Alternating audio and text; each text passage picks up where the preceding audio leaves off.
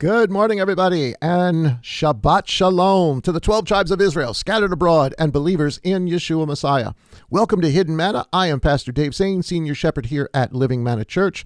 Thank you so much for spending your Sabbath with us. Sorry, we're just a couple of minutes behind. We had some technical difficulties. PM's on vacation, so, it's me. Sorry. Actually, we gave him a call. He helped us out. So thank you, PM. We appreciate the assist. We are doing conversations. This is what Hidden Manna is all about. We have some conversations. We talk about the Master. And to do this, of course, I have my dear brother, Max. He's with us. How are you, man? Shabbat Shalom. Shabbat Shalom. Good morning. Good morning. Good morning.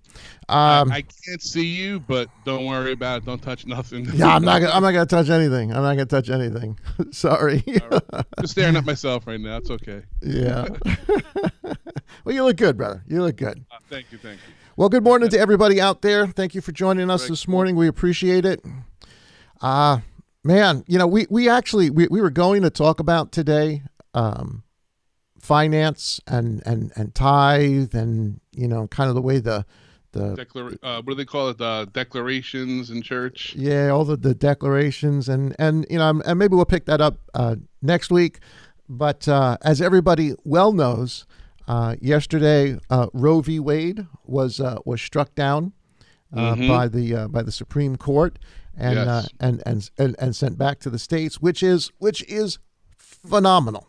That is awesome. That is wonderful. I am so grateful. It took 50 years. Think about it. In my lifetime, in my lifetime, over 60 million babies have been murdered here in America. That doesn't, and that's not even, imagine Those the are numbers. the ones that are counted. Yeah. Those are the ones that, there you go. But imagine China, imagine Europe, so, this is not just an American issue. This is kind of all over the world.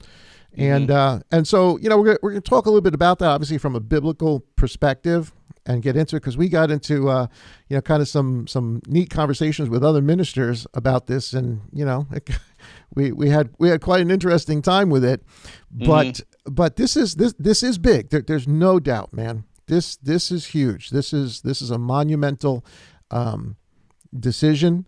And I'm grateful for all the lives that it's going to save. And I think, at least I heard last night, I'm not sure what the number is now, but I think as of last night, there were 13 states that as an automatic response to the Supreme Court's decision have already gotten rid of abortion or banned abortion in their states, like Missouri, Texas, others. So phenomenal. That's great. Yeah. That's man. I think that is wonderful, wonderful news. It's obviously going to save a lot of lives. And go ahead. No, it was just a little bit off subject, but just with the Supreme Court, I said they've had a busy week. Also, even for New York State. All right. Correcting some gun laws in the state that were unconstitutional too. So yeah, you're right. It's been busy, and what gets me is I've watched, and I mean we've known this, we see this, but how many people are freaking out over this because the Constitution never even abortion is not mentioned in the Constitution, and as I understand it. This was more of a technical issue. It's not a right provided in the Constitution. So the Roe v. Wade decision actually made law. The Supreme Court's not there to make law. The Supreme Court is there to decide whether a law is constitutional or unconstitutional. That's what I was seeing when they were showing like a lot of lawyers doing their commentary on some news stations. Of course, like OAN and stuff like that, Newsmax, and they were saying it was never. It was always the horriblest decision ever made, and they don't know how it stood that long, for 50 years, like you said. But well, it's because there is no love for the Constitution. It's about getting what you want any way you can, and just through any means possible. But I'm glad. I'm glad that it's been straightened out. Now, this doesn't mean it's the end of abortions in America. But I'm glad that there are states that are starting to ban it in their states. Of course, here in America, you're always going to be able to go to New York, California, any of the other places, which is still tragic to me. But what gets me is the vile, the venom coming out people, of these, yeah, that are coming out of the left, and it's the left. They call it out, man. Did you see Maxine Waters? Oh my goodness. Yeah. She was Did you hear furious. Anna Navarro talking about her talking about her Down syndrome brother, and implying he should have been aborted. Now he's an older man now, but he has the mentality of just a child, and she was implying he should have been aborted. I'm like, what is wrong with these people? I know. It's demonic. It is. Yeah. Listen, let's just at this point, to use a phrase, call a spade a spade. It's demonic. It is evil. It's wrong. It's bad. And it stood for 50 years. And you know who we really ought to be saying thank you to? Obviously, well, and people say, well, yeah, this kind of conversation we're going to have people saying, well, thank goodness for the mercy of Yah. This has nothing to do with the mercy of Yah. This is men. This is men making evil decisions, and then other good people trying to change that. And it's sad. Go ahead, bro. Yeah. No, I just wanted to comment just on the evilness. I saw one of the protesters yesterday, a lady holding a sign. It said, "Ban guns and violence, but keep abortion." And I'm like, ban guns and violence, but let's keep murder. So sad, right? And while this is good, and honestly, and again, what I was just saying is, you know who we really ought to thank for this? Yes, I guess ultimately, yes, Father, that He's put there's goodness in some people to fight against this, and it is this is an evil that people have been fighting against for 50 years. How this thing stood for 50 years just tells you a little bit about who we are as a people. But we're going to get into that. We're going to get into that. But you know who really deserves credit right now? Trump. Yep. Trump deserves credit because he put those judges that were true to the Constitution on the Supreme Court. Yeah, me and Brother Paul were talking about that yesterday. Because if he didn't, this would have never happened. This would have never happened. But for the life of me, I just do not understand how people think it is a right for us to be able to murder children. I mean, think of what we have potentially lost in the death of 60 million people. We have killed as many people here in America in the last 50 years than the entirety of World War II. Yeah. Put that in perspective. Yep. That is absolutely mind-boggling. And how many, great and potentially good people of science and health and art and culture and Yah, how many of those lives have just been, not even given the opportunity, and all for what? All for what? Yep. Convenience. Yep. I saw a lady, their organization. I wish I would have wrote down the name, but they're happy now because this was their whole, agenda from the beginning, was to always, work with these girls, and try to get through their pregnancy, provide everything they need, so then they can provide those babies that unfortunately they didn't want, but to families who wanted a baby, So they would nurture them through the process, take care of all their physical needs, financial needs, just so now they can give that life to a family that can't have children, Yeah. This is this is about convenience. This is really what this comes down to. It's about convenience. Yeah. It's about being allowed to do what you want, live the way you want, and then not have to deal with the consequences of whatever the actions. And of course, listen, there are people who absolutely love Yah, who have made mistakes in the past, and the blood of Messiah we all have has covered it. But once you understand who Messiah is, once we come to faith, man, you got to realize that's evil.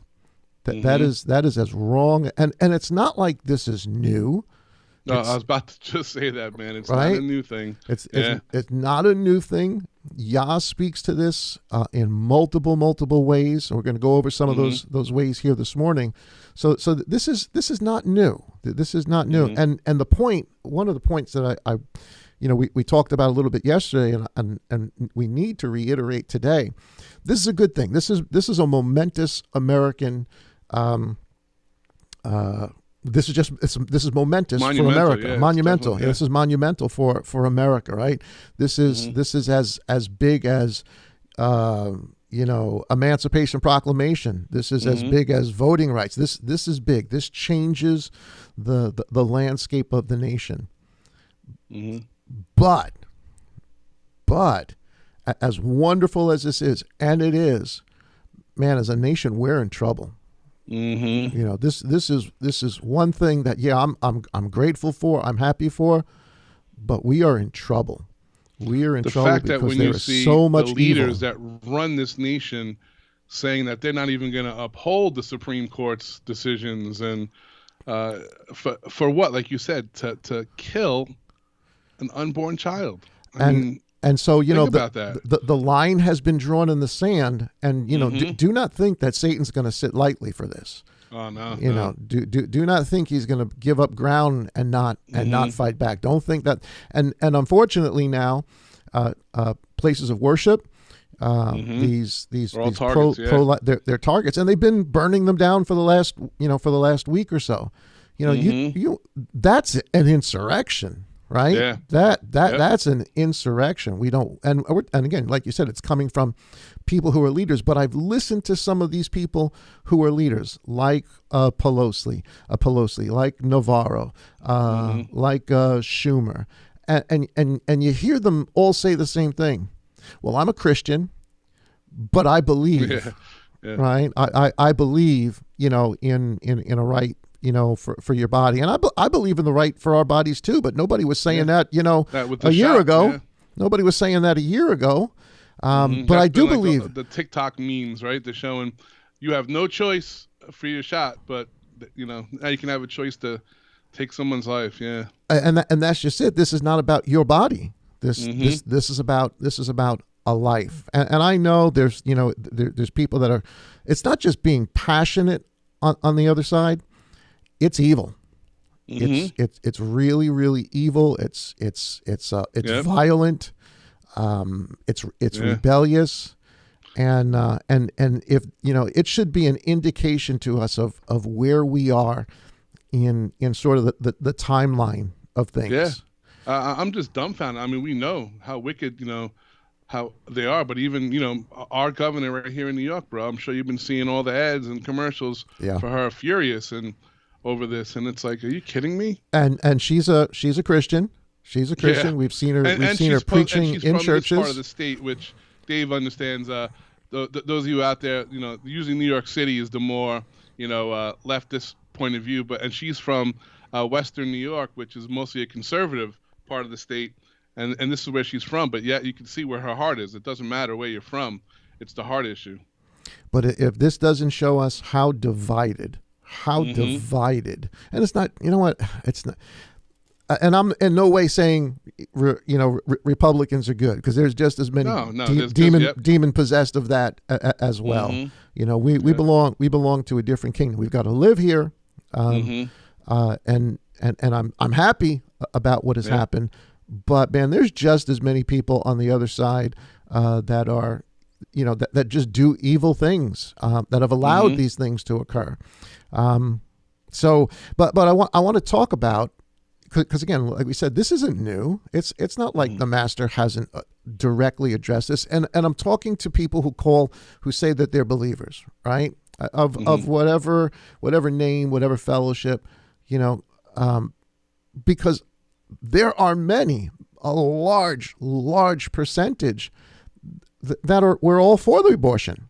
That we're all for, putting people in there that are men and saying they're women, and women saying they're men, and within the body called church today. So just because you say that you believe, it's really the fruit that counts, and that's some bad, evil evil fruit, and it doesn't matter where it comes from, the right or from the left. And one of the things we kind of dealt with in our conversation prior to is, I hear people saying, yeah, this is a good thing, and it is a good thing, and they're thankful for the mercy of God on us as a nation. And I got to say to myself, mercy on us as a nation. Have you looked around? Have you seen what is going on? Yeah. What month we're in? Have you seen what's going on? And I get it. There's a lot of preachers and stuff out there that they want to talk about good, what's good, what's pleasant, what's oh my goodness, what's the right word? Yeah, go ahead. It's like, remember Brother Michael Rood? Little baby Jesus, 5.9 pounds. Remember? The mercy baby Jesus. Yeah, there is a terrible misunderstanding of what God's mercy and what God's grace is actually really about. And boy, we got to get this straight. We have to understand the difference between God's grace and God's mercy, because and also what true repentance is also. We can use Nineveh as an example, right? There is just this idea that, since when we talk about grace, that grace just covers all actions, and that there is no consequence to rebelliousness. Exactly. And that is just not true. And you know what it kind of reminds me of? Kind of reminds me as you're reading like Jeremiah, and Jeremiah is telling them, listen, Babylon's coming, right? Yeah. This house is going to be torn down because of all the things you did, including in Ezekiel and in Jeremiah, we'll look at them in a second, including killing your kids. Yep. In fact, that was a big part of why Yah was doing what he was doing. And he's telling them, look, this is coming. And then you have all these other quote unquote prophets, religious people, all saying, no. Nope, it's not going to happen. We're the chosen. We're the chosen. We've got, and what they were saying. In fact, they wanted to kill Jeremiah for even saying those things, right? They were saying, we've got grace. They were using it. They were doing the same thing that gets done today. We've got grace. Isn't that something? We've got mercy. We've got the temple. And it doesn't end. There is still this disconnection between reality, spiritual reality, really just reality, biblical reality, and sort of the niceties of religion. And my goodness, it is good news. It is good news that Yah loves us. Of course it is. It is good news that he gave his son and he wants the nations to come in. But there's more to this. There's more to this than just that. And I look around, I don't see the mercy of God. First of all, grace, just as a definition. We just went over this last week. We just happened to talk about this on last Sunday. Grace is a position, right? God's grace, though we are sinners and we have rebelled, his grace allows him to forgive us. That's his calling of us. He puts us in a position where we are considered right before him, only because there's an offering that has been given. And the offering is Messiah, the blood of Messiah. But now that grace has been extended to us, to think that we can keep doing the things that we used to do before we understood, before we were in right position, is foolishness. We can't. Now that we've understood the grace of God, now what we got to do is walk. And that's where mercy comes in. Because mercy is for the believer. It's not for a nation of people who want the right to murder babies. Mercy doesn't work that way. Mercy is for the person who understands that they stand by grace, now has a love and a desire to want to walk after Father, and like, because we're flesh, we're going to mess up. We're going to fall. We're going to slip. That's where mercy comes in. That's where he picks us up and reminds us and cleans us off. He is faithful and just to forgive us of our sins, right? That's what John is talking about in 1 John. He's not just talking about, that no matter what you do, he's going to forgive you. He's talking about walking. Walking. And don't say that you don't have sin. You do. We all do. Yep. We all make mistakes, but it's not intentional sin, right? Because our intention, people get confused about this. What is intentional sin and what is unintentional sin? Well, in intentional sin is you do it knowing it's wrong. Unintentional sin is my intention is to do what's right, but I messed up. Yeah. That's really the difference, and that is, it's lost. It's lost among many people today, and so I want us to take a look at a couple of scriptures, because again, this is not a new thing. This is not something unique to our generation, to America, the ancient Israel, and they are the example, are they not? Right, they are the example of that is the biblical example for all of us to understand how Father works with us. And here is Ezekiel chapter 23, and I want to look at verses 36 through 39. And I just want to tell everyone, me and you, we had no time this morning. Yeah, no, this is totally off the cuff. Like 10, 15 minutes just to share what scriptures we got. I got the same one. Yeah. Hold it up. Yeah, this is totally off the cuff today, guys. We didn't prepare. Because this conversation just came up. This whole we had some thing Skype yesterday. This morning. Yeah, we had. Yeah, so this is totally off the cuff. We're just going to kind of wing it today. But here's verse 36, and I'm going to read through verse 39. So this is Yah through Ezekiel speaking to the house of both houses, to the northern house and the southern house. Even though the northern house had already been removed, he's explaining why the northern house had to be removed, and he calls the northern kingdom and the southern kingdom Ohala and Oholiba, and he's really talking about the cities, Jerusalem and Samaria, the capitals of the northern and the southern kingdom. So don't get confused when he calls them judge. Verse 36 says, "Said to me, son of man, judge Ohala and Oholiba," and I think we don't realize judgment comes even now in this life. Judgment can come. God still judges. Just because he's extended his grace doesn't mean God doesn't judge. He still judges. Judgment, grace is not a get out of jail free card. It's not a license to continue.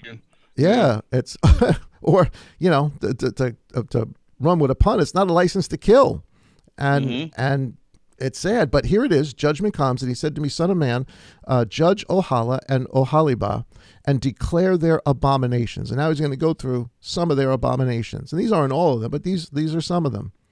For they have committed adultery. Now, again, we're talking about America. We're talking about, this religious, the part of the religious world that we're in. We're committing adultery. We still do. For they have committed adultery, and blood is on their hands. And they have committed adultery with their idols. Well, we still do that. We still got that going on all over. In December, in springtime, we've got that going on in spades everywhere. Yeah, on most of the walls in the back of the church. And they have committed adultery with their idols, even offered. And here it is. And even offered their sons, whom they bore to me, passing them through the fire to devour. And he's talking about, Moloch here, right? The worship of Moloch. And I think there's a couple other names that this was also done to. But the idea was you would take your child, your newborn baby child, and you would offer them up. Interestingly, I didn't get to tell you because, like I said, we didn't have time to talk this morning. I did a little bit of research on that with Molech or Moloch, whatever you wanted to call him. It was different. It changed, like you said, through time.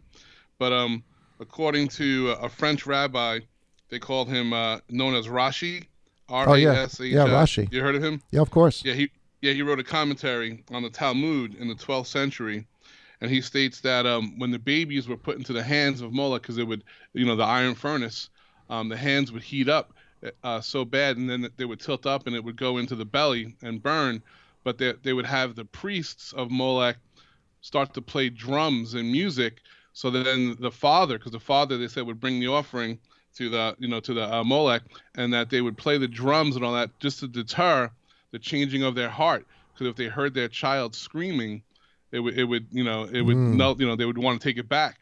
So isn't that so sad that they would play that music just so they can drown out the crying of the babies? Wow, that's heavy. I know. It's hard to hear, but it's truth, man. Well, I mean, and in like manner, I mean, how many women that do go, and of course they're doing it for convenience, which is what convenience I forgot to was. tell you that. I'm sorry to cut you off because you just reminded me. And in most clinics, what they do is they'll tell the people, if you have music, if not, you can put it in your ears to calm you down. And that's when I read that. It was like the same thing, right?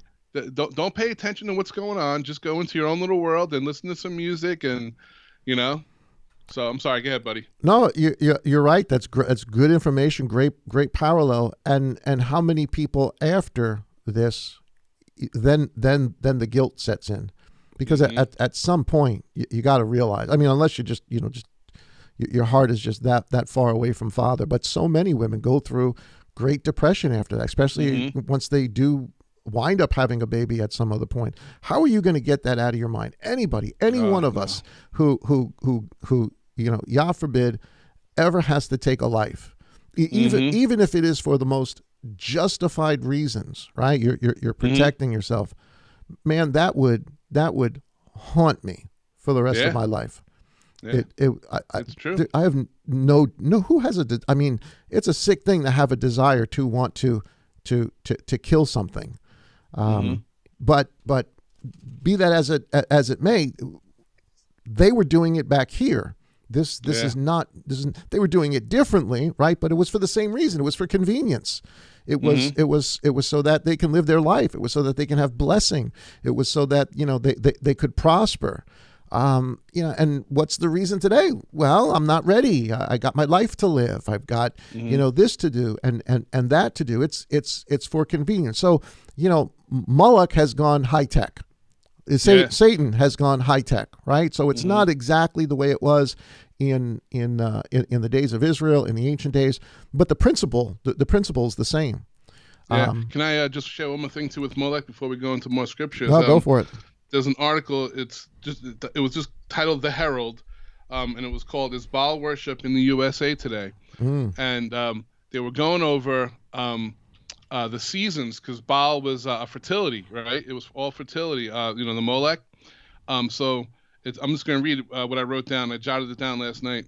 It said that Baal was being the fertility, lowercase g, god, had worship that involved sex orgies. They worshipped with idol prostitutes, excuse me, in the temple. And this was during those times of, I guess, the equinox, whenever they would, the fertility season, and they would have wild orgies. And obviously, I don't have to go there, but, with homosexuality, everything, but with women. And during that time, when those women would get pregnant after that, those were a lot of the babies that they would offer up to Molech. So, and I was bringing the similarity even to now, and even the author, I'll give him a little bit of credit, said, what's so different about spring breaks? These kids get together and they live promiscuous, 2 weeks of their life. They come home, and a lot of these girls come home pregnant. And what do? Offer up that bit, and it was just so many, ways that the author was trying to show you, that it is even he saw it, that same worship today. Well, Michael Rood does a really good job of explaining the Easter, what the practice of Easter was. It was the women who got pregnant 9 months earlier, who would give up their babies just to do that during that season on Easter. And that's the whole red egg thing, coloring the eggs red, and of course they would offer up the children. And I you guys can just look up Michael Rood. I'm sure he's one of his older videos has all the information on it. So yeah, this is not new. This is not new. And listen. So hear what Yah's saying to his people about their abominations, about their idolatry, their adultery, all same things we're doing today, and even offered their sons, whom they bore to me, passing them through the fire to devour. And look at what he says. Technical difficulties today. Here we go. They also did this to me. You did it to these children.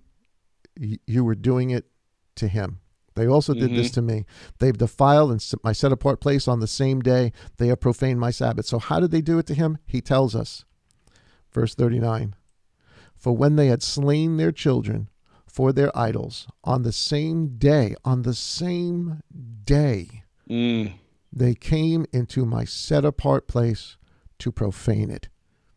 And see that it is what they did in the midst of my house. So he's saying, so the same day you first you killed your child, and let's put it into a more modern perspective, and then you say, yeah, but I'm Catholic, yeah, but I'm Christian. Every politician out there, right? Yeah, but I'm Christian, but I believe in instead of caging it as the right to commit murder, I believe in this, or I believe in that. And you've got churches that believe in it, and you've got cardinals and priests and ministers and all doing having that happen, and then somehow thinking they can go to the house of God and everything's going to be okay. And that's what he's telling them. That's what he's telling him. No, it's not. It's not going to be okay. And they even sent for men to come from afar, to whom a messenger was sent. And then he goes on to the other things that they did, the prostitution that they did, the adulteries that they committed.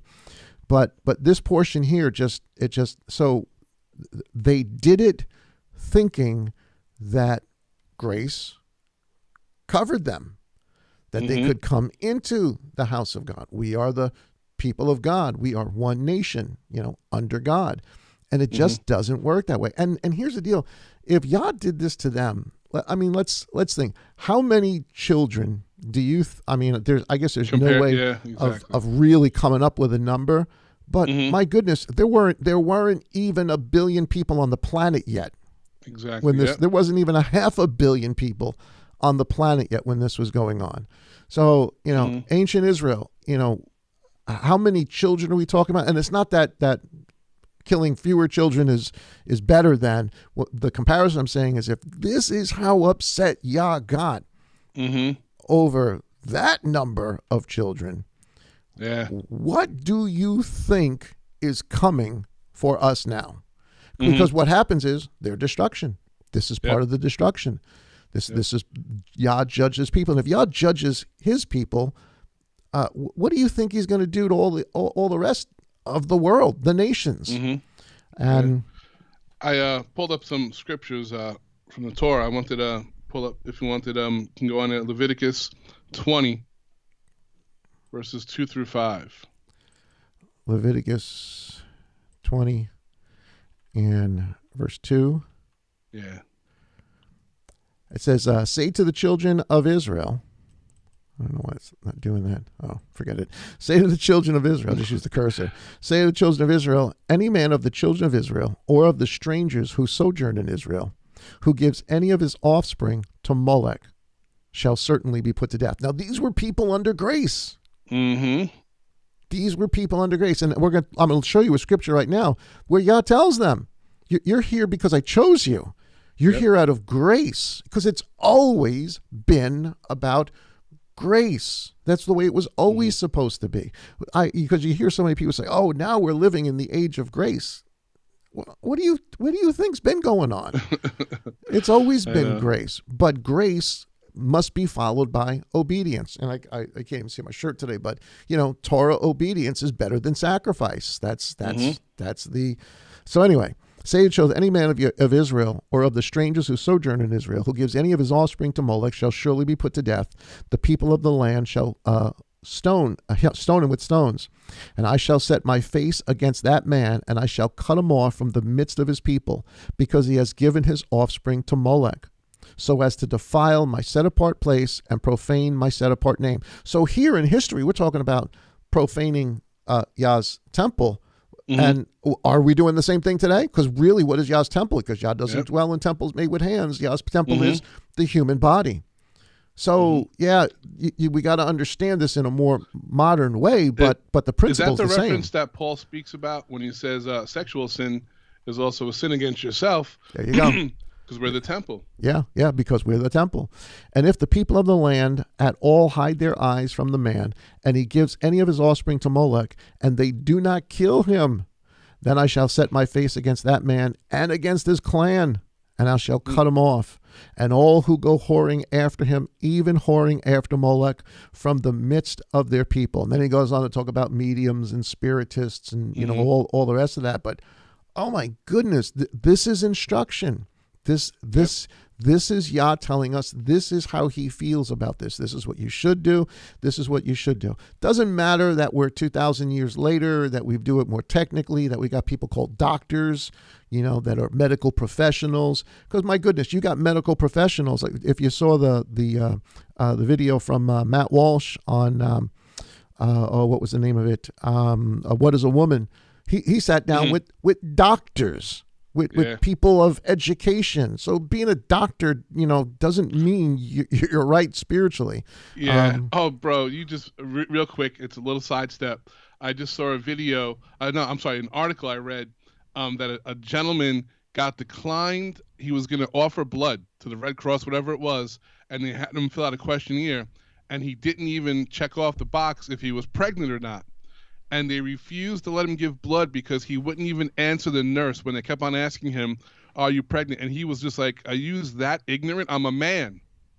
And so they refused to let him give blood. It wasn't like they were gonna, he was donating blood, but they wouldn't let him even do that. And when you said Matt Walsh, it just brought that back to mind. But isn't that sad? It's sad. A man, are you pregnant? Are you pregnant? Are you pregnant? No, I'm a man. Which should show you where we are as a people, how far away we truly are as the nations. Now, yes, there's Yah's people all over the planet. But as a whole, but don't forget, it's about the few. It's not about the many.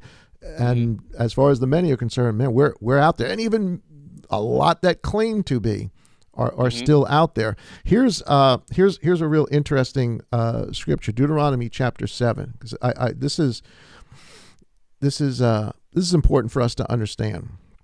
Because while these verses certainly talk about ancient Israel, we now understand, we now know that when you and I talked about this yesterday, the parable of the mustard seed, right? We were sharing that last night, that the parable of the mustard seed, he says, the mustard seed is the smallest seed in the garden. But once it's planted, right? Once the seed is put out, it becomes the biggest tree. And quite literally, he's talking about the house of Israel. He's talking about everything that happens from Abraham all the way up to John the Baptist, or maybe Malachi would be a better way of saying it. That everything he gives, everything he says in the Torah, all the instructions given to Israel, they weren't the many, they were the few, they were the small. Small, yeah. And yet Yah chose to give his instruction to the world through them.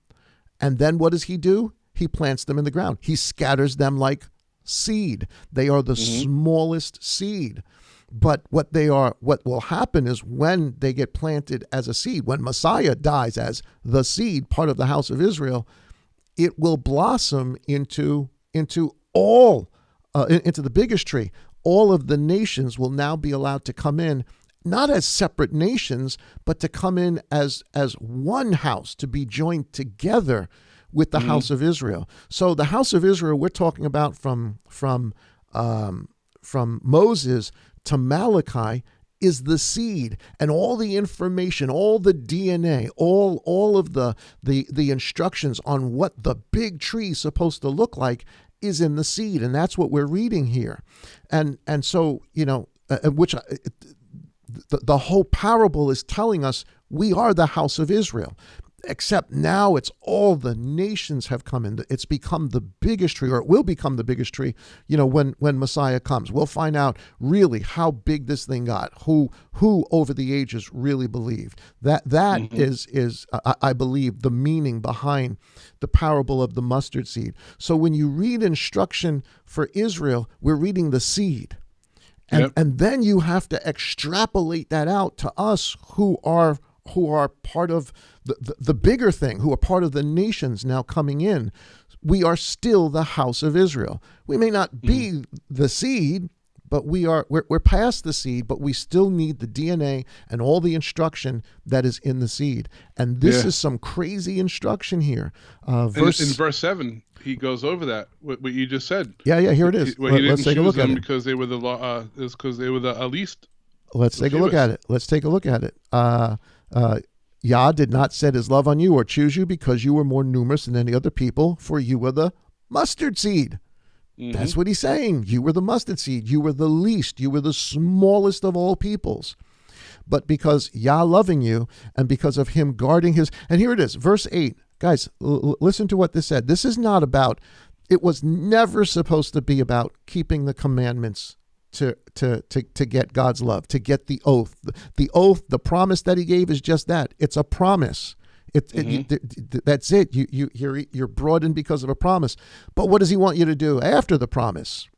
But because of loving you, and because of him guarding the oath which he swore to your fathers, Yah has brought you out with a strong hand and ransomed you from the house of bondage, from the hand of Pharaoh, the sovereign of Mitzrayim. So he's telling them, this didn't happen because you did something. This happened because I called you, because I love you, because Yah extended his grace to them. There's grace. But now that they have grace, now that they are the people, and you shall know, let me see if I can get this right here. Nope, doesn't work.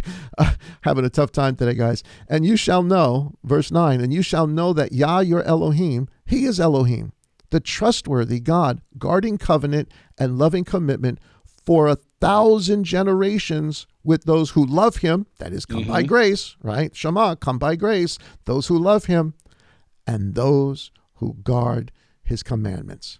The commandments were always a secondary thing to the love for God, to grace, to being made right in his eyes. The commandments were always supposed to be a secondary thing. The problem is, by the time we get to the first century, they made it the primary thing. They made it the vehicle to try to earn what Yah only gives through an oath, what Yah only gives, through a promise. But so all right, so let's say we know that, right? But he also repaying those who hate him to their face, to destroy them. He does not delay to do so with him who hates him. He repays him to his face.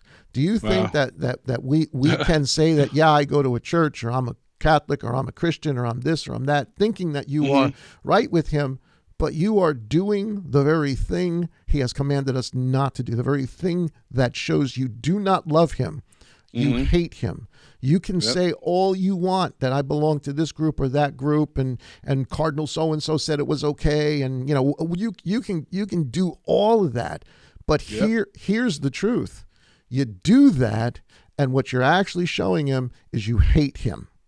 And he will deal. And look at what's going on all over our planet. Look what's going on all over our nation. My goodness, if you can't realize we are in judgment, judgment is already happening. Repercussions for what we've done. You think Yah is just going to let slide 60 million lives? I can't, I don't see it. And of course, verse 11, and you shall guard the command and the laws and the right rulings, which I command you today to do them. So this idea that Yah's mercy just covers everything is not so. Nope. It's just not so. God's grace allows us to be his people. He calls us because he loves us. But someone who loves him will be obedient. And if you're not, and if we do these things that he hates, see, that would be intentional sin. Doing what you know he has said, or blotting it out, or saying, "No, it doesn't apply anymore. No, it's not for me." Just say that. Yeah, we don't have to do that. That's just That's intentional. That's intentional sin. I heard the spring there. Yeah, my water cup hit my extension arm on my mic. So this idea again that it's just that God's grace covers everything. Man, I love the grace of God. I love the grace of God. We would not be standing here without the grace of God. But don't fool yourself into thinking that you can just do what you want to do, make whatever laws you want to make, which are in opposition to his word, and that we're going to get away with it. Exactly, because with that analogy, then it's everyone's there. Everyone's making it to the kingdom under grace. Yeah, and that's kind of the message. Is that not really the religious message today? Just everybody come. You know what? I forgot what preacher I heard say this. I forgot the guy's name. He's a rabbi, and when I heard him, I thought he was just spot on. He was saying, man, don't think that God wants everybody with him. He doesn't. I know it's harsh to hear. I get it. It's a harsh thing for him to say. And I think the guy's a New Yorker too, which kind of makes sense when I added to that whole arrogance thing. Well, a little bit arrogant. Oh, we're going to call it bravado, right? It's not arrogant. He's not arrogant. I forgot the guy's name. I forgot the guy's name. It's another Hebrew Roots ministry. The guy's really, really good. He does a lot of good practical stuff. I forgot what it is. Oh my goodness, MTOI, if I'm remembering the name right. Maybe somebody knows who I'm talking about. But I heard him one time, and he was saying, we've got this all wrong. Yah's not looking for everybody to be with him. He's looking for the special people to be with him. He's looking for the fruit. He's looking for the best fruit. Like any farmer, vine dresser, which is exactly what Yeshua tells us. I'm the true vine. My Father's the vine dresser, and you guys are the branches. And if you don't bear fruit, what's the Father going to do? He's gonna tear your branch off, and he's gonna burn it. He's going to burn it. He wants a pure bride for his son, right? Yeah. So, and I know it's not. I know it's not sort of a politically correct thing to say, but this rabbi, this minister, was spot on, and because that's not the message we hear, the religious message of today. Well, we use it in our everybody, right? It's the quality that you want. You don't want quantity. Yeah. You want quality. Yeah. Right? He's looking for that fruit. Those people who, yes, accept his love, enter into his grace, and then have every desire. And he's made it even easier because now he's given us, in the renewed covenant, he's allowed his Spirit to be within us to truly teach us, to nurture that yearning within us to want to obey. And so, so we've got everything going for us to grow fruit, and yet, branches don't. Yeah. Branches don't. Paula, she put a MTOI? Yeah. That's it. Yeah, Cheryl, that's it. Steve Berkson, and I'm telling you, the guys from Paula and Cheryl got it around the same time. Thank you guys. I'm telling you, I know he's from New York because I hear that Long Island accent, and I like him. He's real practical stuff, but he's forward. He's like, this is it. Stop messing around. Tells you the truth. Yeah. Tells you the truth in love, but love hurts sometimes. It can be abrasive. Yeah, and it's like with and I will give you props. It's like with you. You can see a shepherd that's been doing it and loves his flock. Sometimes it's not candy coating it. It's telling the truth, man. You got to be a good shepherd. You got to be a good shepherd. So I want everybody to see right here. I messed it up. Let me go back to it. Deuteronomy 7. I want everybody to see this and understand that this is grace. This is what he's talking about here in verse 9. Am I in the right one? Yeah, Deuteronomy 7 verses 9 through 11. Verse 8 actually. He didn't pick us because we're many, but he picked us because he loves you. No one can come to the Son unless the Father draw him. He picked you. Yep. And I know that's mind-boggling in and of itself. He picked us. And and he's doing this because of loving you, because of him guarding the oath which he swore to our fathers. Why is this happening? Because of a promise. You come because of a promise. This is exactly what Paul says in Romans. You come because of a promise. And he's brought us out with a strong hand, the Lamb. He brought us out with Yeshua. He brought us out with the Passover, just like he did to these. Again, they're the seed. We're the bigger tree. He brought you out with a strong hand, and he ransomed you from the house of bondage. And you shall know your Elohim, blah, blah, blah, blah, and not blah, blah, blah, blah, but yada, yada, yada. And El guarding the covenant, a loving commitment for 1,000 generations. It does, I know, yada, yada, yada. Seinfeld, right. With those who love him, we love him, we've come by grace, and guard his commandments. Faith without works is dead. That's all this is saying. Yeah. That is all that this is saying. But here's another one. I know we're almost out of time, but we're going to go 5 minutes over anyway, because we were like 5 minutes behind. Hopefully you guys don't mind. Hope you're enjoying the conversation. Yeah, and before we go to, I wanted to show one of the major downfalls of Shlomo, why the downfall happened. But we'll do that after you pull up the scripture in Deuteronomy. Here's Deuteronomy chapter 17. Now, I want everybody to catch this, because again, it shows that it's not just a blanket thing, right? The Torah may be secondary, but that doesn't diminish its place and its importance. It says, do not slaughter to your Elohim a bull or a sheep which has any blemish, evil matter, for that is an abomination to your Elohim. Make sure I'm reading the right ones. Yeah, 1 through 7. And when there is found in your midst, in any of your cities, which Yah your Elohim is giving to you, a man or a woman who does what is evil in the eyes of Yah your Elohim, in transgressing his covenant, and has gone and served other mighty ones, and bowed down to them, to the sun, or to the moon, or to any of the host of heavens, which I have not commanded, and it has been made known to you, and you have heard, and have searched diligently, then see, if true, the matter is confirmed, that such an abomination has been done in Israel. And you shall bring out your gates that man or that woman who has done the evil matter, and you shall stone to death that man with or woman with stones. And at the mouth of 2 or 3 witnesses shall he that is to die be put to death. He is to be put to death by the mouth. He is not to be put to death by the mouth of one witness. The hand of the witnesses shall be first against him to put him to death, and the hand of all people last. So you shall purge the evil from your midst. And everybody gets all upset about this. Oh, God was telling them to kill people, who did these things. How terrible is that? No, God was removing a cancer. God was removing something that he knew if left there would rot out everything else. And that's exactly what winds up happening.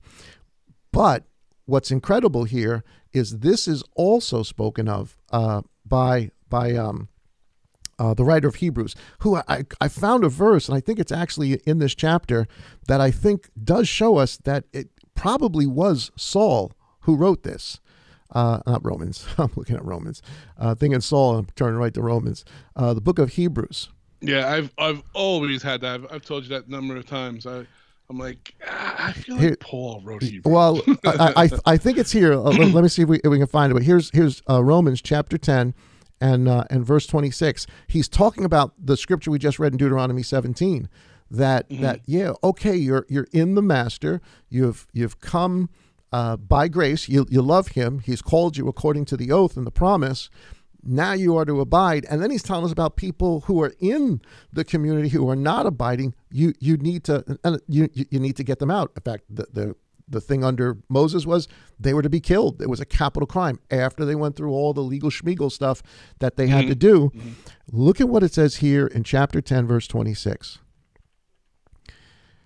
For if we sin purposefully after we have received the knowledge of the truth, again, once grace has come to us, if we purposefully live and do those things that and say, well, it doesn't matter, that's not for us, I stand here, that's sinning purposefully.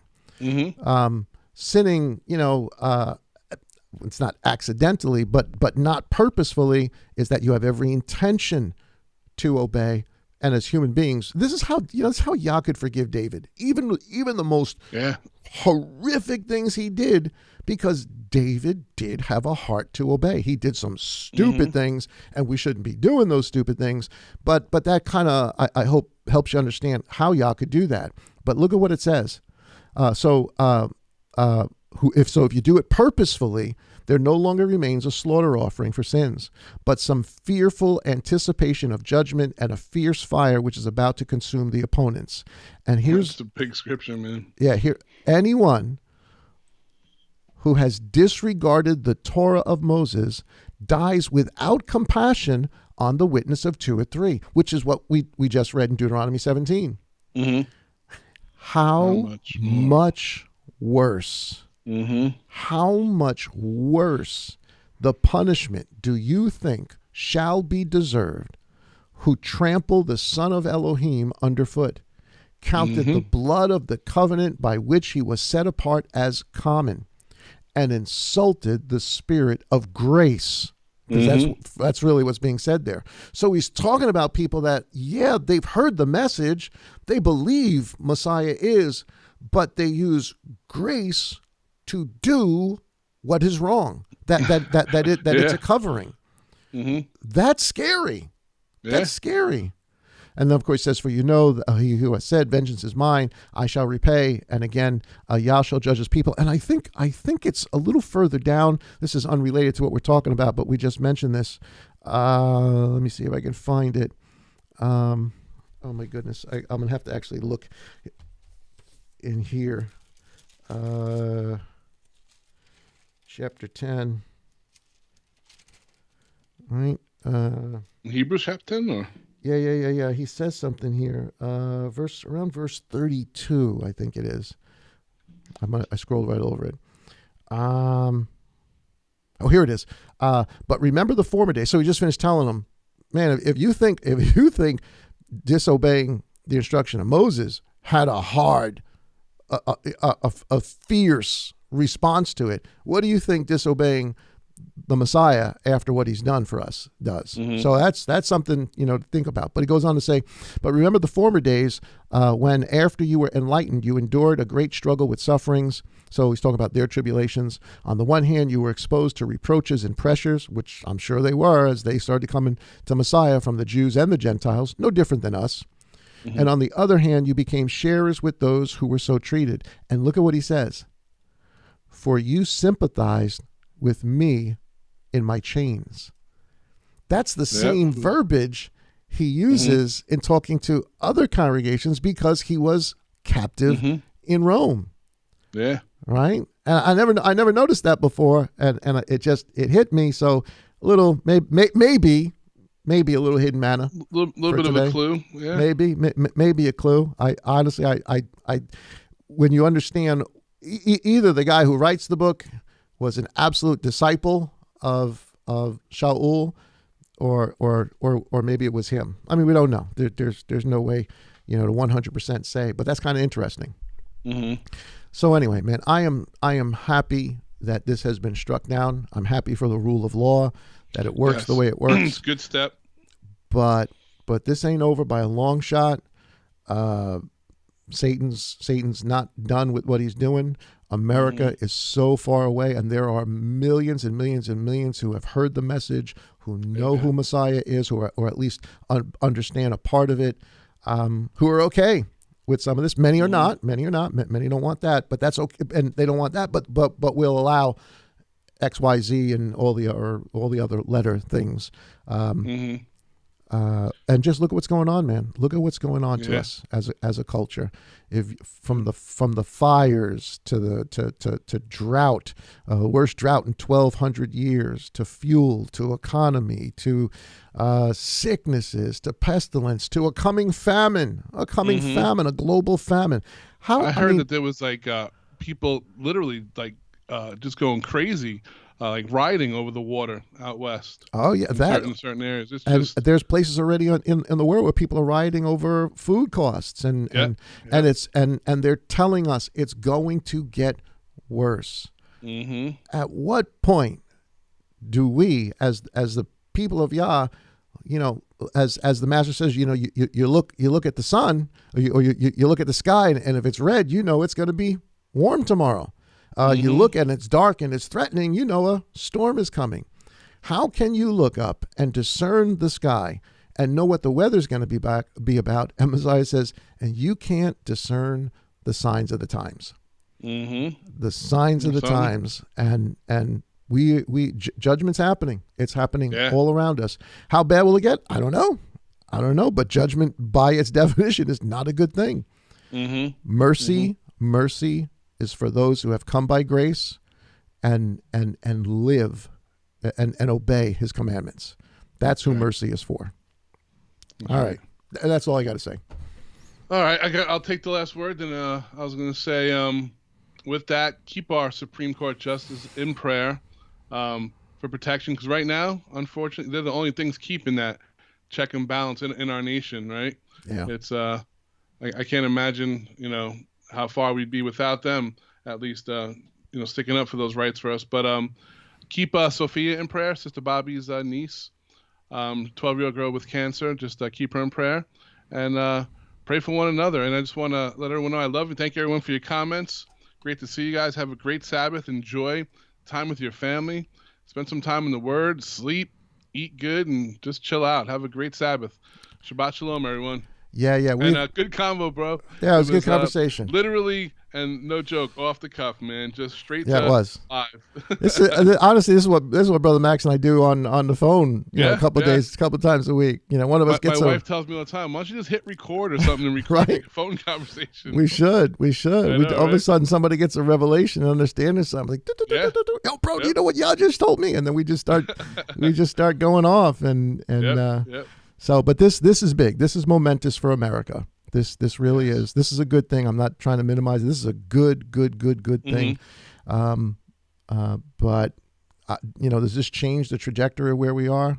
Man, I hope so. I hope it opens up people's eyes. But wait and see. Yep. All right, brother. I love you. Everyone's wearing their heart on their sleeve right now, whatever side they're on, right? Yeah, like I said, the line's been drawn in the sand. Yep, that's it. And I don't expect the left to just sit by and let this go. And if you go to places for fellowship today or tomorrow, depending upon I guess where you live in the country, here in the boroughs, just be on the watch. Be on the watch because there's some crazy people out there. Yeah, definitely. Just keep your eyes open. Be aware of your surroundings, because unfortunately nowadays we have to say that, right? It's not it's a wicked place. But with that, bro, I love you, man. Good conversation. I'm glad we got to get on today. I was getting a little bit nervous, man. A minute or two before. I know. Yeah, there's some other. And thanks, PM. Thanks, PM. We appreciate it. There's some other prayer requests too from Sister Stephanie and stuff. We're going to put it out on our notification, but there's some other prayer requests out there. I know we've been praying for a couple of children and what was going on in their lives, and there's quite a few prayer requests. If you have a prayer request, you can send it to us, and we'll get people praying for it. We try to get in touch or get with those people that we really, really know are really trying to walk in Yah, and get people who really are walking in Yah to pray for you, because that's the people I want praying for me. So so when you get your prayer requests, send them in. We'll pray for them. We'll send them out so that people can pray with you. And forgive me if I didn't mention, because I know sometimes when you mention one name, maybe the old saying I mentioned, but if we forgot your name, leave a request. We do pray for you, and that's the thing. Remember those old days? It was always, I'll pray for you. As soon as they told you, it was like, what do they want again? You forget, because, but when you truly love Yah, you so with that, like I said, I love everyone. Shabbat shalom. Have a great day. All right, brother. Peace, man. All right, man. Talk to you later.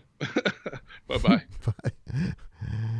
All right, everybody. I hope you guys enjoyed that conversation. I know a little bit off the cuff, kind of went around the mountain there a couple times, but interesting stuff.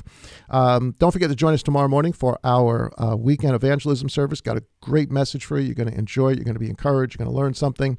And of course, just be part of LMC, all the other things we do. Thank you for your faithfulness, supporting our channel, supporting our congregation and what we do, both spiritually, physically, financially. Thank you for that. We really appreciate it.